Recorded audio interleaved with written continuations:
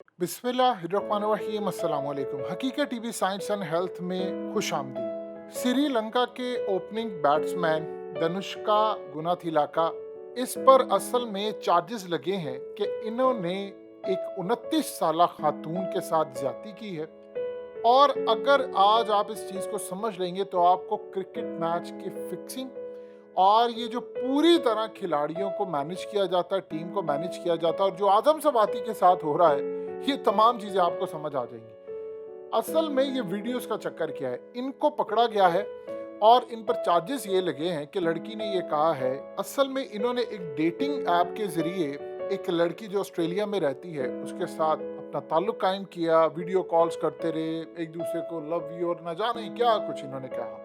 और इस पूरे खेल के अंदर, ये टूर्नामेंट के अंदर तो आउट हो गए थे इंजरी की वजह से, लेकिन श्रीलंका की टीम वहां से निकली है और इनको जेल में फेंक दिया गया है। इसलिए फेंका गया है कि इन पर चार्जेस हैं। अब उस लड़की ने कहा है कि असल में इन्होंने ड्रिंक किया, मेरे साथ मुझे लेकर के वापस आए और मेरे साथ जिस्मानी ताल्लुक कायम किया, और बाद में उसने बयान दिया कि ताल्लुक तो हमने किया, यानी सेक्स किया है, लेकिन इसमें मेरी मर्जी शामिल नहीं थी, यानी मेरा कंसेंट नहीं था, तो लिहाजा इसको अब रेप कंसीडर किया जाए या ज्यादती कंसीडर किया जाए।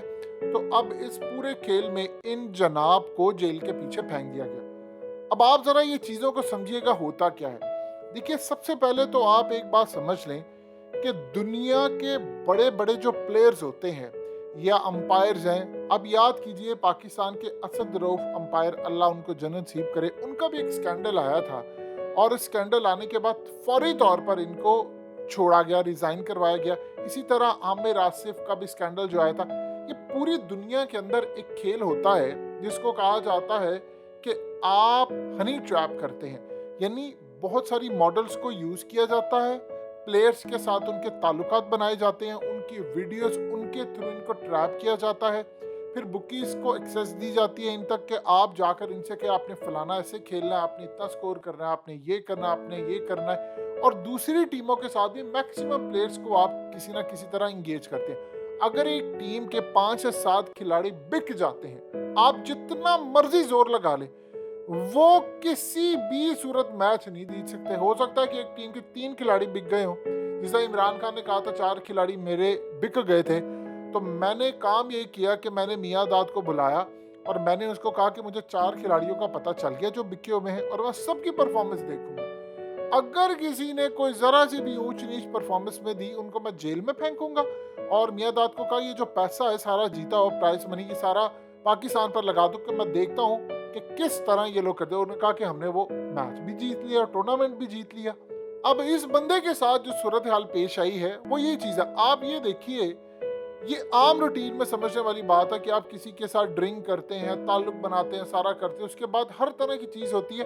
फिर आप जब सर्टन काम नहीं करवा पाते या एक प्लेयर को आपने टारगेट करके बाकी खिलाड़ियों के लिए सबक देना होता है कि देखो इसके साथ हमने ये किया है, यानी मिसाल के तौर पर श्रीलंका के किसी प्लेयर के साथ ये किया है, तो दूसरी टीमों के प्लेयर को कह दिया है कि तुम्हारा भी यही हशर होगा, जो तुमने काम किया तुम पर भी चार्जेस लग जाएंगे, लिहाजा तुमने मैचेस में इस तरह करना है, ये परफॉर्मेंस देनी है, ये करना है। अगर तुम नहीं करोगे तो फिर तुम्हारा भी हशर ये होगा। इस तरह के स्कैंडल्स सामने आते हैं। अब ये जो असल में खेल है ये पूरी दुनिया के अंदर होता ही है। ये पाकिस्तान की पॉलिटिक्स में भी, हमारे भी यहाँ पर ब्यूरोक्रेट्स हो, सियासतदान हो या जो भी दूसरे हो, आप देखिए पूरी दुनिया में तरीकाकार ये होता है। बड़ी बड़ी खूबसूरत जो मॉडल्स होती हैं उनको यूज किया जाता है, खूबसूरत लड़कियों को यूज किया जाता है, इन तमाम लोगों के लिए उनकी वीडियोस बनाई जाती हैं। वो पूरी तरह एजेंट के तौर पर बनकर काम कर रही होती है और बाद में जब उनकी वीडियोस बनाई जाती हैं और फिर उनको बाद में अपने मकसद के लिए यूज किया जाता है कि तुम फलाना काम नहीं कर सकते,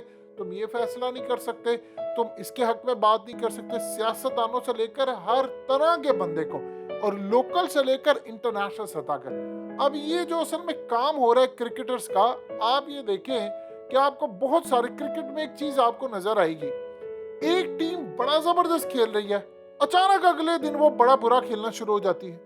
ये नॉर्मल नहीं होता। देखिए, होता यूं है कि आप एक क्रिकेट खेल रहे हैं और आप बड़ा जबरदस्त काम कर रहे हैं, आप फॉर्म में, लेकिन ये नहीं होता कि एक दिन आपने इतनी लड़ाई लड़ी, ऐसी लड़ाई लड़ी, आपने एक मैच कमाल तरीके से जीता या आखिरी दम तक आप उसको ले गए और अगले दिन आप ऐसा खेलते हो कि देखने वाला ये लगे कि यार ये तो क्रिकेट खेलना ही नहीं जानते। और उसके बाद आपको ये जो अनहोनी चीज है, जस्टिस कुक ने जो बात की थी वो बात आपको समझ आती है कि उन्होंने एक बात बड़ी जबरदस्त की थी आमिर आसिफ के केस। उसने कहा आज के बाद कभी भी कोई टीम अचानक जीती हुई हारेगी या जो रिजल्ट है वो अचानक चेंज हो जाएगा तो लोग यही कहेंगे, अगर मैंने तुम लोगों को आज छोड़ दिया तो लोग सारी जिंदगी कहते रहेंगे कि मैच फिक्स है। अब उन्होंने तो सजा दे दी, जो मर्जी कर दिया। देखिए आमिर आसिफ के बारे में बुकीज ने जो बात कही थी ये थी कि असल में इनके साथ और भी बहुत सारे लोग थे और इंडिया से लेकर ऑस्ट्रेलिया पूरी दुनिया के अंदर ये चीज होती है। क्रिकेट नहीं, बाहर भी आप चले जाए, ये बड़े बड़े प्लेयर्स होते हैं, गोल करवा देना, फलाना कर देना, टेनिस से लेकर हर तरह एक बड़ा माफिया होता है और उसने ये चीजें मैनेज करनी होती है। अब आप मिसाल के तौर पर पाकिस्तान और इंडिया के मैचेस देख लें, हमेशा से पाकिस्तान और इंडिया के मैचेस रखे जाते हैं जानबूझकर, क्योंकि स्पॉन्सरशिप मिलती है, उसकी हाइप क्रिएट की जाती है, मीडिया पर डिस्कस होता है, वो पैसा चलता है। अभी भी आप इमेजिन कर लें कि पाकिस्तान इस वक्त सेमीफाइनल में पहुंचा है तो इंडियन मीडिया को आप उठाकर देख लें और उनके सोशल मीडिया को वो कह रहे हैं कि साउथ अफ्रीका तो जानबूझकर हारा है क्योंकि पाकिस्तान की राह हमवार करनी थी।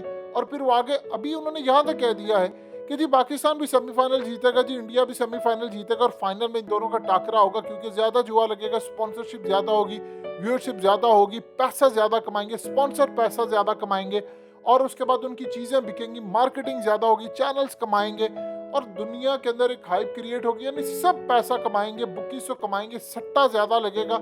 यानी जितना पाकिस्तान इंडिया के मैच के ऊपर व्यूअरशिप है दुनिया में किसी की भी नहीं है। और इस पूरे खेल के अंदर सब यही गुफ्तगू कर रहे हैं, चीजें अबनॉर्मल होती हैं। अब असल में होगा क्या, पाकिस्तान जाएगा फाइनल में या नहीं, ये तो आने वाला वक्त बताएगा।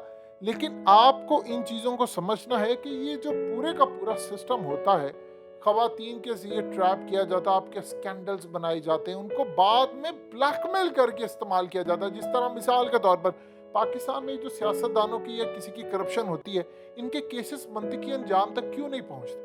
केस मंतकी अंजाम तक पहुंच गया तो वो सियासतदान फारिग, उसके केस को रखा जाता है सिर्फ ब्लैकमेल करने के लिए कि जैसे ही वो जरा इधर उधर हो उसका केस दिखा दिया और फिर उसे मर्जी के फैसले करवाए। ये असल में पूरी दुनिया में होता है, इंडिया में भी यही होता है, लेकिन वहां पर ऐसा कम से कम होता है कि वो कम से कम अपने मुल्क की लाइन के साथ चलते हैं।